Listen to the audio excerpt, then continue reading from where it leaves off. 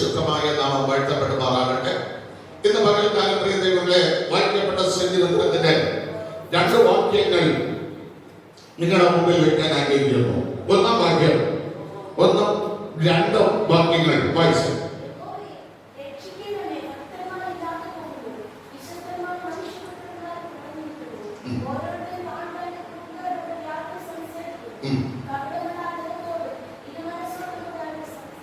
അടുത്ത വാക്യം ഇവിടെ വായിച്ചു.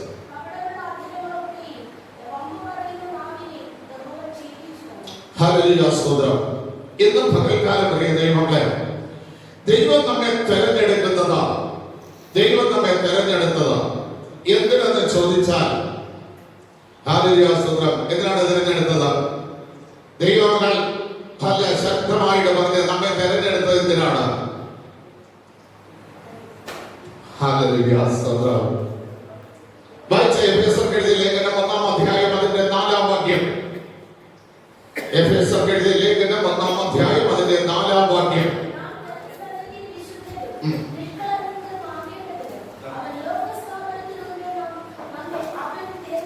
ഹല്ലേലൂയ, സ്തോത്രം. നമ്മെ അവന്റെ സന്നിധിയിൽ നിഷ്കളങ്കരായിരിക്കണം, വിശുദ്ധരായിരിക്കണം. ഇവർക്കാണ് നിത്യതയിൽ പ്രവേശിക്കുവാൻ ദൈവം നൽകപ്പെടുന്ന അവസരം. നാം അവന്റെ സന്നിധിയിൽ നിഷ്കളങ്കരായിരിക്കണം, വിശുദ്ധരായിരിക്കണം. നിങ്ങളുടെ നാവിനെ കുറിച്ച് പഠിച്ചിട്ടുണ്ടോ? എത്ര തരം നാവുണ്ടെന്ന് അറിയാമോ വിശുദ്ധ വേദപുസ്തകത്തിൽ? എത്ര തരം നാവുണ്ട്?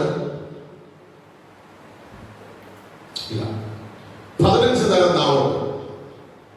ഞാൻ വേറൊരു ദിവസം നിങ്ങൾക്ക് പറഞ്ഞത് അത് 15 തരം നാവിനെ കുറിച്ച് സപ്പോർട്ട് ചെയ്ത് സംസാരിച്ചാൽ ഇന്ന് മറ്റൊരു നമുക്ക് സമാരാധനയിൽ മുഴുവൻ എടുത്താലും തീരില്ല. 15 തരം നാവുകൾ വിശുദ്ധ വേദപുസ്തകത്തിൽ പറഞ്ഞിട്ടുണ്ട്. അത് പഴയ അമ്മച്ചിമാരെടുത്ത് ചോദിച്ചാൽ ഒരു മനുഷ്യന്റെ നെറ്റി, ഒരു മനുഷ്യന്റെ നാവ്, ഒരു മനുഷ്യന്റെ പല്ല്, ഒരു മനുഷ്യന്റെ പാദം നോക്കിക്കൊണ്ട് അവർ ഏത് തരത്തിലുള്ള വ്യക്തിയാണെന്ന് വ്യക്തമായി തിരിച്ചറിയാൻ കഴിയും.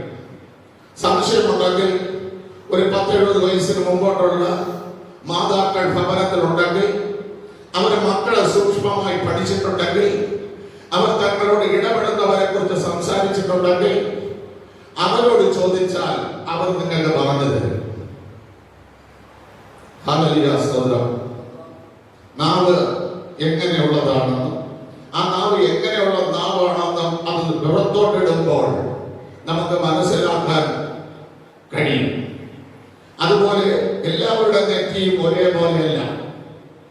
ഇവിടെ ശകലം പൊങ്ങിയ നെറ്റിയുണ്ട്, ഇവിടെ പൊങ്ങിയ നെറ്റിയുണ്ട്. സ്തോത്രം. ഇവിടെ പരന്നതുണ്ട്, ഇവിടെ ഒരു കുഴിവുള്ളതുണ്ട്. ഇതൊക്കെ നോക്കി അവരെ കുറിച്ച് വിലയിരുത്താം. ഉള്ളംകാലം പതിഞ്ഞ് നടക്കുന്നവരുണ്ട്, ഉള്ളംകാലം പതിയാതെ നടക്കുന്നവരുണ്ട്, ഉപ്പിന്റെ ഹാലിയാസ്തോത്രം ചേർത്ത് നടക്കുന്നവരുണ്ട്, ഹാലിയാസ്തോത്രം പാദത്തിന്റെ അടിഭാഗം ചേർന്ന് നടക്കുന്നവരുണ്ട്. ഇതെല്ലാം നോക്കി മറ്റൊരു ലക്ഷണം നമുക്ക് മനുഷ്യരിലെന്ന് പറയാൻ കഴിയും. ഞാനത് നിങ്ങളോട് പറയുന്നത് എന്റെ അമ്മച്ചി എന്റെ അപ്പനെ എന്നൊക്കെ വളർത്തുന്നു. ഇവിടെ ഇരിക്കുന്ന ആരെയും വചനമില്ലാതെ തന്നെ പറയാനിരിക്കും. അവർ ഏത് സ്വഭാവത്തിലുള്ളവരാണ്, ഏത് നിലവാരത്തിലാണ് അവർ ജീവിക്കുന്നതെന്ന്. ഹല്ലേലൂയ, സ്തോത്രം. ഞാനൊരു സഭയിലിരിക്കുമ്പോൾ ഒരു സഹോദരി എന്നോട് പറഞ്ഞു, വർഷം കയ്യിൽ വന്ന പൈസ ഒന്നും നിൽക്കുന്നില്ല. ഞാൻ പറഞ്ഞു, അതിന് പ്രാർത്ഥിക്കേണ്ട കാര്യമൊന്നുമില്ല, നിങ്ങളെ മുൻവശത്തിരിക്കുന്ന 2 പല്ലും തട്ടി കളയാൻ മതി. അപ്പോ അവരെന്നോട് ചോദിച്ചു, അതെന്താ പാസ്റ്റ? ഞാൻ പറഞ്ഞു, ഫ്രണ്ടിൽ 2 പല്ലുകൾ പരന്ന പല്ലും വീതി കൂടിയ പല്ലും ആണെന്നുണ്ടെങ്കിൽ ദാരിദ്ര്യമാകുന്നോ കയ്യിൽ ഒരു പൈസയെ നിൽക്കില്ല എന്ന് എന്റെ അപ്പ എന്നെ പഠിപ്പിച്ചിട്ടുണ്ട്.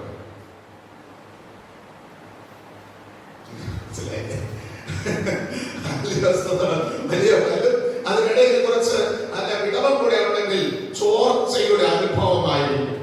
അപ്പൊ അവര് ഉടനെ തന്നെ കുണ്ട തീരും. പക്ഷെ അവരെ പല്ലും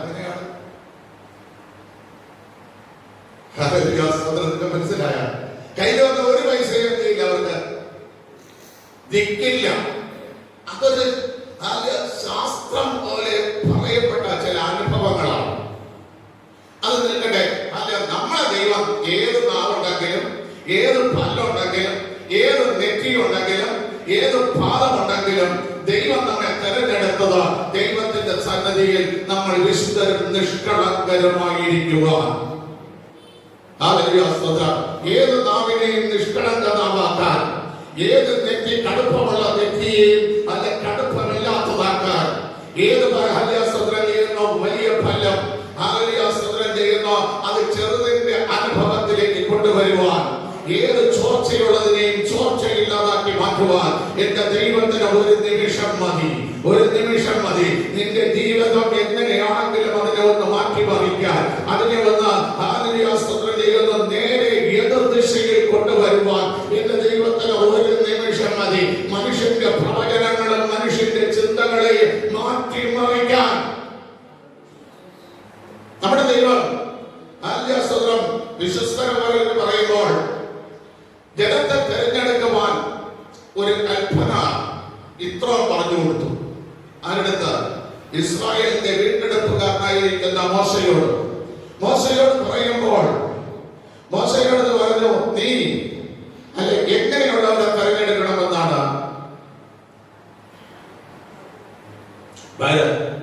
പുറപ്പാട് 18:21, പുറപ്പാട് 18:21 വാക്യം.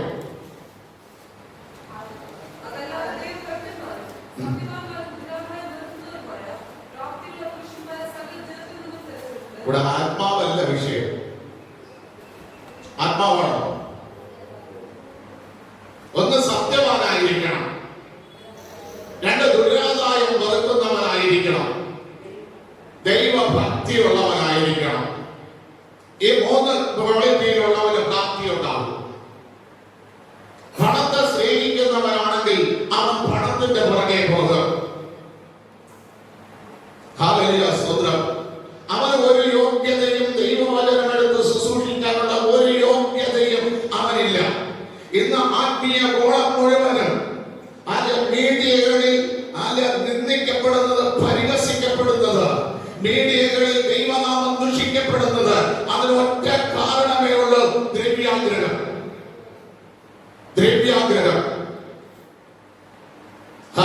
സ്തോത്രം ചെയ്യുന്നു. ദ്രവ്യത്തിന്റെ പുറകെ മനുഷ്യൻ ഓടുകയാണ്, മനുഷ്യൻ ഭായികയാണ്. എങ്ങനെ 10 രൂപ പിടിച്ച് ആരെ കയ്യിലിരിക്കുന്ന പൈസ എന്റെ കയ്യിൽ വരുത്താമെന്നുള്ള ചിന്തയോടുകൂടി ഓടുന്നത് കൊണ്ട്, ദുരാദായം ആഗ്രഹിക്കുന്നത് കൊണ്ട്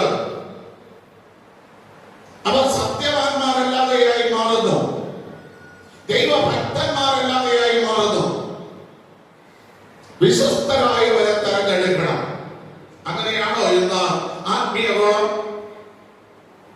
ഇല്ല. ഞാൻ എപ്പോഴും പറയാറുണ്ട്, ഇന്ന് ആത്മീയ ഗോളത്തിൽ കടന്നുകൂടിയിരിക്കുന്ന ഒരു ക്യാൻസറാണ് ജാതി, 2 ബന്ധത്വം, 3 ദ്രവ്യാഗ്രഹം. ഇത് മനുഷ്യനെ കൊണ്ടേ പോകും. ക്യാൻസർ രോഗം വരുന്ന ഒരു വ്യക്തി നമ്മൾ ചികിത്സിച്ച് പൈസ മുഴുവനും തീർന്നു കഴിയുന്ന ആള് പോകും. ആളെ നമുക്ക് എന്ത് ചെയ്യില്ല, കിട്ടില്ല. അപ്പൊ അവ ഉണ്ടാക്കിയ പൈസ മുഴുവനും തീർക്കാൻ വേണ്ടിയിട്ടാണ് ആ രോഗം എന്ത് ചെയ്തത്, അതിനകത്ത് വന്നത്. അടുത്ത തലമുറയെങ്കിലും നേരെ പോകാൻ, അടുത്ത തലമുറയെങ്കിലും ഈ ദ്രവ്യാഗ്രഹം വിട്ട് നേരെ വരാൻ. ദ്രവ്യാഗ്രഹത്തിൽ വീഴുന്ന ഒരു വ്യക്തിയെയും സകല ദോഷത്തിന്റെയും കാരണമായ ദ്രവ്യാഗ്രഹം ഒഴിഞ്ഞ് ജീവിക്കാൻ ദൈവം നമ്മെ പഠിപ്പിക്കുന്നു. 2, പുതിയ നിയമത്തിൽ വരുമ്പോൾ വചനം ആര് ശുശ്രൂഷിക്കണമെന്ന് ചോദിച്ചാൽ പ്രവൃത്തിയുടെ പുസ്തകം 6-ാം അധ്യായം അതിന്റെ 3-ാം വാക്യം വായിച്ചോ.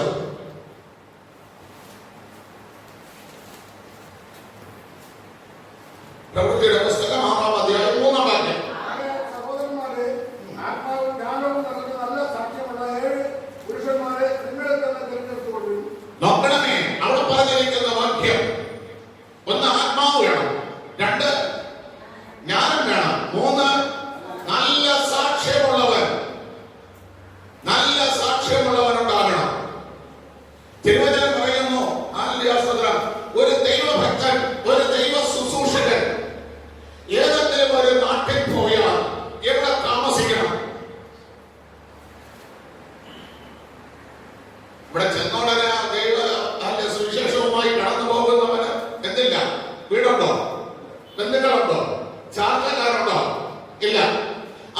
താമസിക്കണം.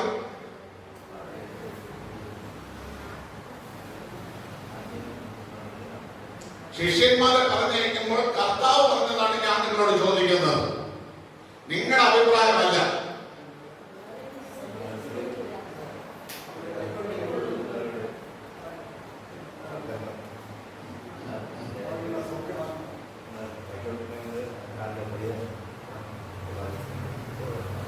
നിങ്ങളെല്ലാം പഠിച്ചു വെച്ചിട്ടുള്ള ഈ കൃത്രിമമായ കാര്യങ്ങളെ മാത്രം ഓർത്തു വെച്ചിട്ടുണ്ട്. കർത്താവ് വ്യക്തമായി പറഞ്ഞ് കൈക്കൊണ്ടാലും കൈ സ്വീകരിച്ചാലും ശരി യോഗ്യതയുള്ള ഭവനത്തിൽ താമസിക്കണം. ഇതെന്നെ ശിക്ഷ പറഞ്ഞത്. ആ ഭവനത്തിന് യോഗ്യ പണമല്ല പ്രശ്നം. അഭിമാനത്തോടെ ജീവിക്കുന്ന കുടുംബമാണെങ്കിൽ, ഭേദദോഷം കേൾപ്പിക്കാത്ത ഭവനമാണെങ്കിൽ, ഭിന്നതയില്ലാത്ത കുടുംബത്തിലെ വ്യക്തിയാണെങ്കിൽ, തമ്മിൽ കുടുംബത്തിനകത്ത് പോരിടാത്ത കുടുംബത്തിലുള്ള വ്യക്തിയാണെങ്കിൽ, ആ കുടുംബത്തിൽ നീ കയറി എന്ത് ചെയ്തോളൂ? അവിടെ നിന്ന് ചായ മാറ്റി കുടിക്കണം, അവിടെ നിന്ന് ആകാരം കഴിക്കണം, അവിടെ നീ പാർത്തുകൊണ്ട് വേലക്കാരൻ തന്റെ കൂലിക്ക് യോഗ്യനെന്ന് പറഞ്ഞിരിക്കുമ്പോൾ ആ ഭവനത്തിനകത്ത് നിനക്ക് വേണ്ടുന്നതല്ല നന്മ ആ ഭവനത്തിൽ ഞാൻ കൊടുക്കും. ആ ഭവനത്തിനകത്ത് ഞാൻ കൊടുക്കും. സാരാപത്തിൽ എലിസബയുടെ വീട്ടിലയക്കുമ്പോൾ രാജാവിന്റെ കൊട്ടാരത്തിനകത്ത് വേണമെങ്കിലും ദൈവത്തിന് ഏലിയാവിന് വേണ്ടി സുരക്ഷിതത്വം ഒരുക്കാം. പക്ഷെ യോഗ്യതയില്ല. എന്ത് യോഗ്യതയില്ല?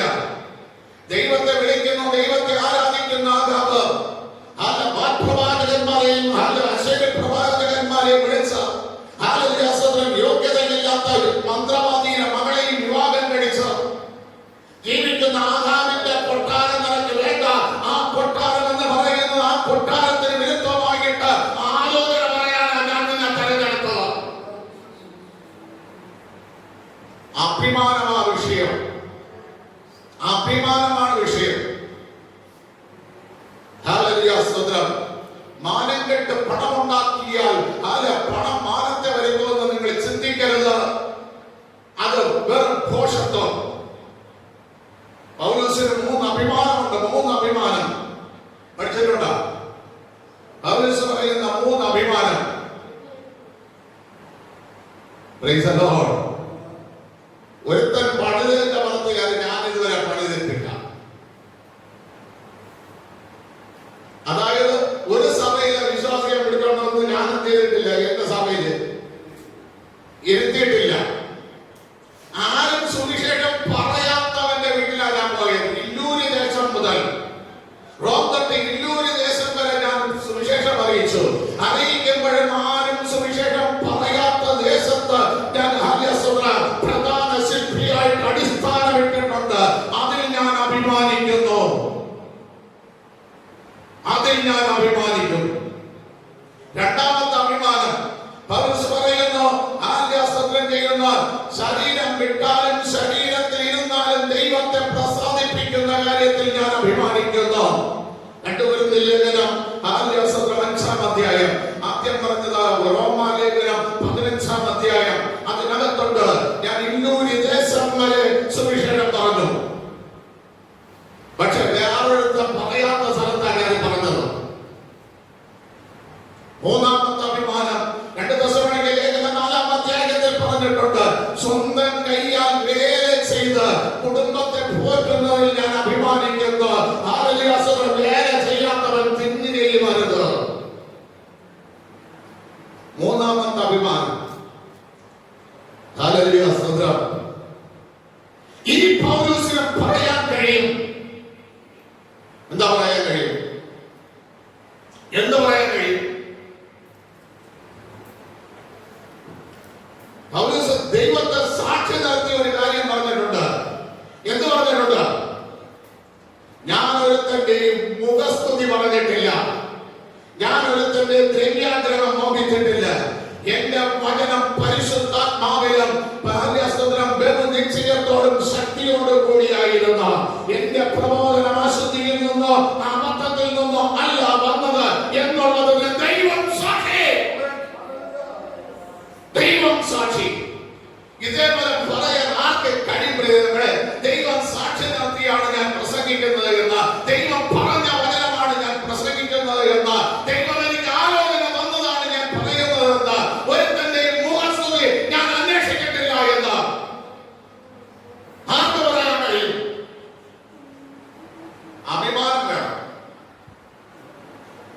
അഭിമാനം എന്ന് പറയുന്ന വലുത്. പണമല്ല, പദവിയല്ല, കാറല്ല, ബംഗ്ലാവല്ല. ഹല്ലേലൂയ, സ്തോത്രം ചെയ്യുന്നു. അഭിമാനം എന്ന് പറയുന്ന 3 അക്ഷരം നമുക്കുണ്ടാകണം. ഒന്നാം ദിവസമായി ലേഖനം 2-ാം വാക്യങ്ങൾ വായിക്കുമ്പോഴാണ് ഞാൻ പറഞ്ഞത്. പൗലോസ് പറയുന്നു, ഞാൻ ഒരുത്തന്റെയും മുഖസ്തുതി പറഞ്ഞിട്ടില്ല. എന്റെ സുവിശേഷം അബദ്ധത്തിൽ നിന്നോ അശുദ്ധിയിൽ നിന്നോ വന്നതല്ല. വായിച്ചോക്കേ. ഒന്ന്, ഞങ്ങൾ സുവിശേഷം പറയണമെങ്കിൽ, മറ്റുള്ളവരോട് പറയണമെങ്കിൽ നമ്മൾ കൊള്ളുന്നവരാകണം. രണ്ട്,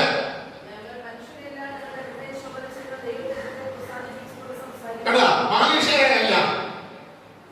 പഴയ നിയമത്തിലും പുതിയ നിയമത്തിലും കർത്താവ് എടുത്തെടുത്ത് പറഞ്ഞിട്ടുണ്ട്. പലരും മോടിയുള്ള വസ്ത്രം ധരിച്ച് മോതിരം ഇട്ട് ശരീരത്തിൽ നല്ല മേൽവസ്ത്രം ധരിച്ചു വന്നാൽ അവനെ പിടിച്ച് സുഖിയ എന്ന് പറഞ്ഞ് ഇരുത്തുന്നത് നീ മുഖപക്ഷം കാണിക്കുന്നു, നീ ദൈവസന്നിധിയിൽ അന്യായം കാണിക്കുന്നു, നീ പാപം ചെയ്യുന്നു, നീ പാപം ചെയ്യുന്നു. പഴയ നിയമത്തിൽ പറഞ്ഞിട്ടുണ്ട്. 2 തിമോഥെയോസ് പുസ്തകം 19-ാം അധ്യായത്തിൽ പറയുന്നു, നിങ്ങൾ ചെയ്യുന്നത് നിങ്ങളുടെ വേലയല്ല, ദൈവത്തിന്റെ വേലയത്രേ. അതുകൊണ്ട് ദൈവത്തെ ഭയപ്പെട്ടിട്ട് വേണം ന്യായപാലനം ചെയ്യാൻ. ന്യായപാലനം ദൈവത്തിൻ്റെതാണ്. ദൈവത്തെ ഭയപ്പെട്ട അതിന്റെ മുമ്പിൽ ഇരുന്നിട്ട് വേണം ന്യായപാലനം ചെയ്യാൻ. ഓരോ ഞായറാഴ്ച നിങ്ങളുടെ മുമ്പിൽ വന്ന് ദൈവവചനം പറയുമ്പോഴും എന്റെ ഭാര്യയ്ക്ക് അറിയാം, അവർ പലപ്പോഴും ചോദിക്കും, നിങ്ങൾക്ക് ഉറക്കം വരുന്നില്ലേ, നിങ്ങൾ കിടക്കുന്നില്ലേ, മണി 1 ആയില്ലേ എന്ന്. എനിക്ക് ഭയമാണ് എന്റെ കർത്താവിന്റെ വചനം എടുക്കാൻ. എന്നെ തന്നെ ഞാൻ വിശുദ്ധീകരിക്കാതെ ഇവിടെ വന്ന് കയറി ഈ പുൽപ്പെട്ടിനകത്ത് നിൽക്കാൻ എനിക്ക് ഭയമാണ്, എനിക്ക് വിറയലാണ്. ഹല്ലേലൂയ, സ്തോത്രം. അല്ലെങ്കിൽ ശനിയാഴ്ച ഇരുന്ന് ഞാൻ കൊള്ളാവുന്നവനായിട്ട് ദൈവസന്നിധിയിൽ അവനെ പ്രസാദിപ്പിച്ചിട്ട് വേണ്ടി മാത്രമേ ഞാൻ ഇതിനകത്ത് കയറൂ. കണ്ണുകൾക്ക് ഉറക്കം കൊടുക്കില്ല. കാരണം അല്ല, ദൈവത്തിന്റെ വചനമെന്ന് പറയുന്നത് ഇരുവാഴ്ത്തലയുള്ളതാണ്. അതെടുത്ത് പ്രയോഗിക്കുമ്പോൾ, അതെടുത്ത് ഞാൻ ഉപയോഗിക്കുമ്പോൾ എന്റെ നെഞ്ചിലും അത് കുത്തുകൊള്ളാം. ഞാൻ പ്രസംഗിക്കുന്നെങ്കിൽ എല്ലാ വചനവും നിന്നെ കാണുന്ന കരുതരുത്. അതിലൊരു മൂർച്ചയുള്ള ഭാഗമുണ്ട്, ഇങ്ങോട്ട് കുത്തും. ഹല്ലേലൂയ, സ്തോത്രം. ഇന്ന് സഭാ ശുശ്രൂഷകളും ഇന്ന് ദൈവത്തിന്റെ ശുശ്രൂഷകളും മുന്നോട്ട് പോകുന്നത് വിശ്വസ്തതയിലല്ല, ദയയിൽ. മറ്റുള്ളവന് ഒരു പൊതിച്ചോറ് കൊടുത്തും, മറ്റുള്ളവന് ഒരു വസ്ത്രം വാങ്ങിച്ചു കൊടുത്തും, മറ്റുള്ളവന് 100 രൂപയ്ക്ക് മരുന്ന് വാങ്ങിച്ചു കൊടുത്തും, ഇങ്ങനെയുള്ള ദയയുടെ കാര്യങ്ങൾ ചെയ്ത് ദൈവസഭ മുന്നോട്ട് പോകുന്ന. പക്ഷെ ദൈവം വിളിച്ച വിശ്വസ്തത സഭയിൽ നിന്നും നഷ്ടപ്പെട്ടു. സഭയിലില്ല. ശലോമോൻ പറയുന്നൊരു കാര്യമുണ്ട്, നിങ്ങൾ മനുഷ്യരെ എടുത്ത് നോക്ക്, ദയയുള്ളവരുണ്ട്, പക്ഷെ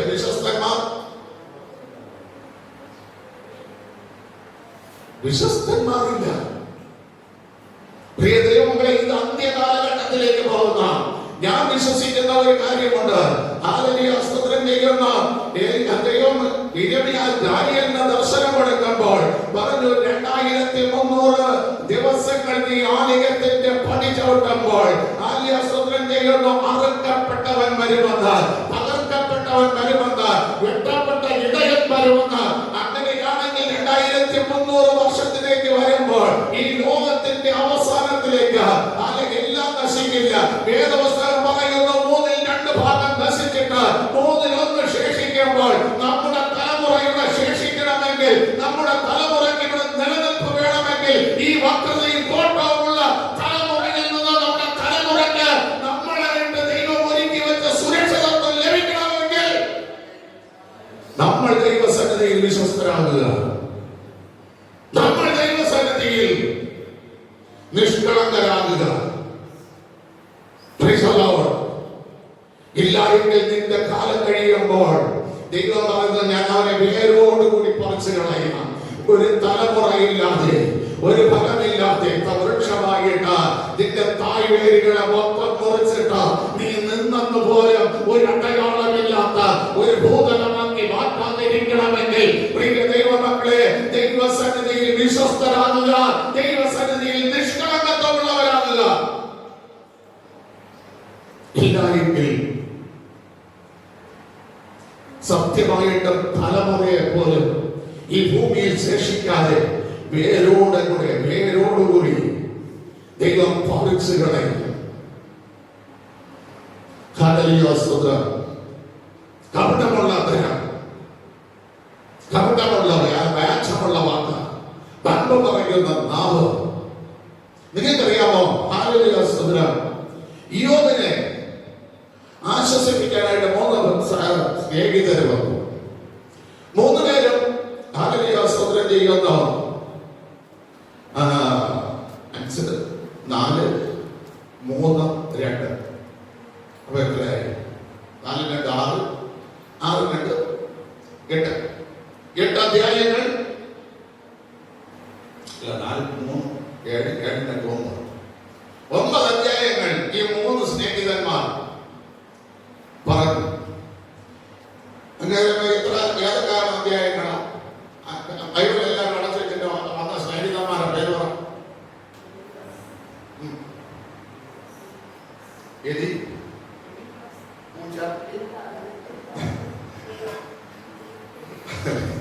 ഓരോരുത്തരും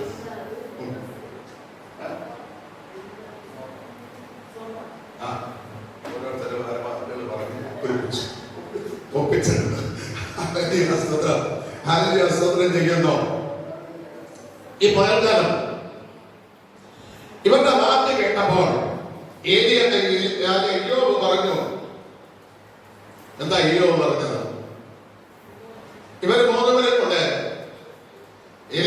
സ്തോത്രം ചെയ്യുന്നു. എലിഫാസ്, തോമനായ എലിഫാസ് 4, 5, 15, 22 അധ്യായങ്ങൾ പറഞ്ഞു. ബിൽദാദ് 8, 18, 25 അധ്യായങ്ങൾ പറഞ്ഞു. സോബർ 11, 20 അധ്യായങ്ങൾ പറഞ്ഞു. എലിഫാസ് 4-ാം അധ്യായത്തിൽ 21 വാക്യം, 5-ാം അധ്യായത്തിൽ 21 വാക്യം, 20-ാം അധ്യായത്തിൽ 30 വാക്യങ്ങൾ, 35, 15-ൽ 35, 22-ൽ 30 വാക്യങ്ങൾ പറഞ്ഞു. അങ്ങനെ ആകെ മൊത്തം 113 വാക്യങ്ങൾ എലിഫാസ് പറഞ്ഞു. ബിൽദാദ് 8-ാം അധ്യായത്തിൽ 20 വാക്യം പറഞ്ഞു. 8-ാം അധ്യായത്തിൽ 20 വാക്യം പറഞ്ഞു. 18-ാം അധ്യായത്തിൽ സ്തോത്രം ചെയ്യുന്നു 23 വാക്യം പറഞ്ഞു. 25-ൽ 6 വാക്യം പറഞ്ഞു. മൊത്തം 49 വാക്യങ്ങൾ. സോഫ 11-ൽ 20 വാക്യം പറഞ്ഞു. 22-ൽ 29 വാക്യം പറഞ്ഞു. അങ്ങനെ 49 വാക്യങ്ങൾ. 3 സഹോദരങ്ങളും കൂടെ 3 കൂട്ടുകാരും കൂടെ പറഞ്ഞത് 113, 49, 49. പറയടാ, എത്രയായി? മനക്കണക്കിൽ പറയടാ, കൂട്ടാതെ പറ. വീണ്ടും പഠിച്ചവരാണ്.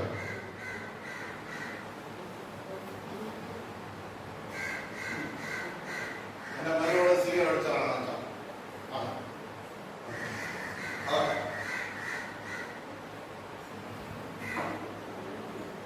113, 49, 47,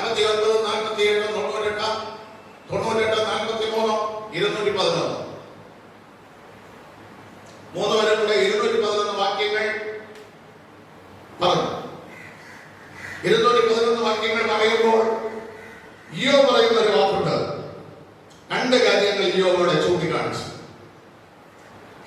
സ്തോത്രം. ആദ്യം 16-ാം അധ്യായത്തിൽ ഇയ്യോബ് പറയുന്നത് 2-ാം വാക്യം വായിക്കുമ്പോൾ, നിങ്ങൾ എന്നെ ആശ്വസിപ്പിക്കാൻ വന്നതല്ല, പിന്നെ നിങ്ങൾ എന്നെ വ്യസനിപ്പിക്കാൻ വന്നതാണ്. എന്റെ ഈ തളർച്ചയിൽ, എന്റെ ഈ വേദനയിൽ, എല്ലാവരും കൈവിട്ടു നിൽക്കുന്ന അനുഭവത്തിൽ എന്റെ ഭാര്യ പോലും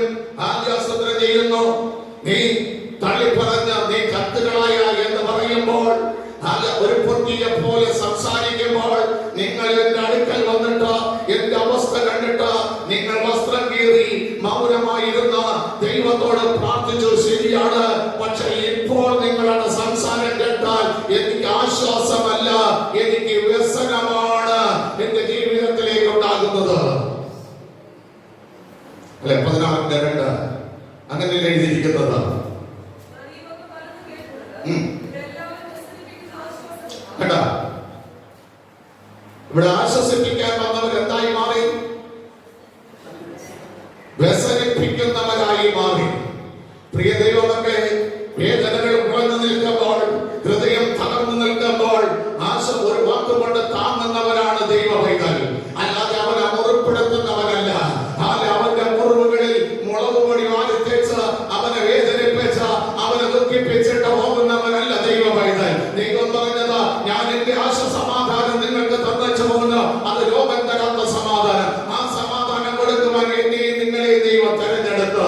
ആ സമാധാനത്തിന്റെ വാക്ക് പറഞ്ഞ അവരെ ആശ്വസിപ്പിക്കേണ്ടതിന് പകരം, അവരുടെ കണ്ണുനീരൊപ്പേണ്ടതിന് പകരം, നീ വന്ന നിനക്കിത് വന്നതിന് കാരണമുണ്ട്, നീ അത് ചെയ്തിട്ടാണ് ഇത് ചെയ്തിട്ടാണ് നിനക്കിത് വന്നതെന്ന് പറഞ്ഞ് അവന്റെ മുറിവുകളിൽ കൂടെ വീണ്ടും ഒരു പിച്ചാക്കി എടുത്ത ആ മുറിവിനെ വലുതാക്കി അതിനെ വേദനിപ്പിച്ച് അതിനെ കണ്ണുനീരൊടുപ്പിച്ച് അവനെ ഇല്ലാത്ത ഹൃദയത്തിന്റെ നുറുക്കം കൊടുത്തിട്ട് കടന്നു പോകുന്നവനല്ല ദൈവമൈകൾ.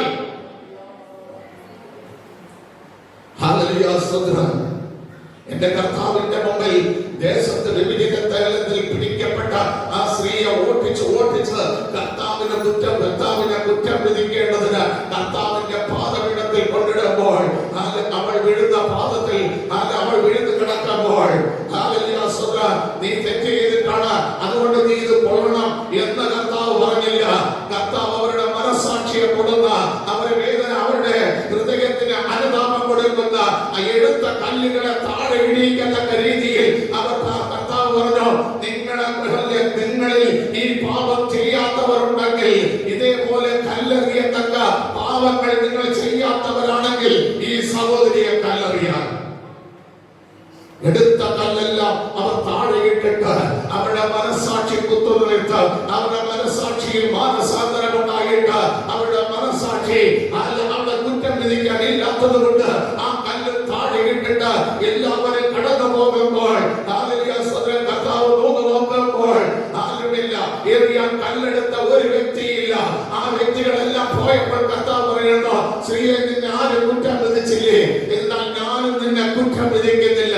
മേലാൽ ഇനി പാപം ചെയ്യരുതെന്ന് പറഞ്ഞ അവളെ ആശ്വസിപ്പിച്ച് വിട്ട കർത്താവിന്റെ തിരുവചനവുമായി നമ്മൾ കടന്നു പോകുമ്പോൾ, നമ്മൾ ചെല്ലുന്ന വീട്, നമ്മൾ ചെല്ലുന്ന ഭവന, നമ്മൾ ചെല്ലുന്ന ദേശം, ഈ അനുതാപത്തിന്റെ വാക്കുകൾ പറഞ്ഞ ഇതിനെ പോലെ അവരുടെ മുറിവുകളെ കെട്ടി ആശ്വസിപ്പിച്ചിട്ട് പോകേണ്ടതിന് പകരം അവൻ ഇന്നത് ചെയ്തത് കൊണ്ടാണ്, അവൻ അത് ചെയ്തത് കൊണ്ടാണ്, ഇവൻ ഇത് ചെയ്തത് കൊണ്ടാണെന്ന് പറഞ്ഞ ആ കപടവാക്ക് പറയരുത്. കപടവാക്ക് പറയരുത്. യോബിന്റെ പുസ്തകം 21-ാം അധ്യായം 34-ാം വാക്യം വായിക്കുമ്പോൾ യോബ് പറയുന്ന ഒരു വാക്ക് ഒന്ന് ശ്രദ്ധിച്ചു നോക്ക്. കണ്ടോ?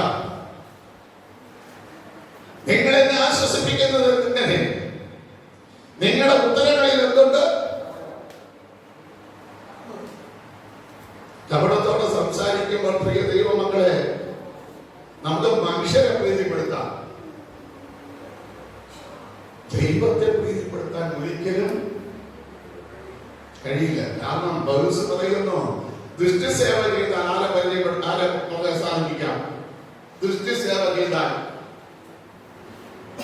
മനുഷ്യനെ പ്രസാദിപ്പിക്കാം, പക്ഷെ ദൈവത്തെ പ്രസാദിപ്പിക്കാൻ കഴിയില്ല. ദൈവത്തെ പ്രസാദിപ്പിക്കണമെങ്കിൽ കൊള്ളാവുന്നവരായി തെളിയണം. മനുഷ്യനെ പ്രസാദിപ്പിക്കണമെങ്കിൽ ചെയ്യുന്ന സുഖമില്ലാതെ കിടക്കുന്ന നിന്റെ അടുക്കിലേക്ക് ഓടി വന്നിട്ട് ഒരു കയ്യിലേക്ക് ഇട്ട് എന്ന ആശ്വാസം പറഞ്ഞൊരു 50 രൂപ അല്ലെങ്കിൽ 100 രൂപ അല്ലെങ്കിൽ 500 രൂപ തന്നിട്ട് പോയാൽ അവൻ വന്നു നല്ല വാസം,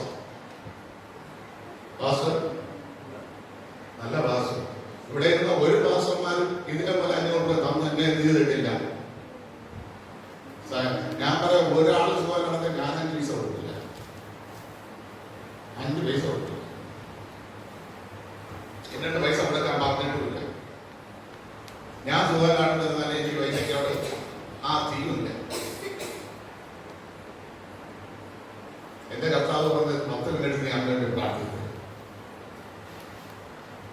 അതല്ലേ പറഞ്ഞത്. സംശയമുണ്ടെങ്കിൽ വിശുദ്ധ വേദപുസ്തകത്തിൽ എന്നെ അനുകരിപ്പീരെന്ന് പറഞ്ഞാൽ കർത്താവിനെ കഴിഞ്ഞിട്ട് പറഞ്ഞിട്ടുള്ള ഏക വ്യക്തിയാണ് പൗലോസ്. പൗലോസ് പറയുന്ന ഒരു വാക്ക് നിങ്ങൾ ശ്രദ്ധിച്ചിട്ടുണ്ട്. ഫിലിപ്പിയ ലേഖനം 1-ാം അധ്യായം 8-ാം വാക്യം.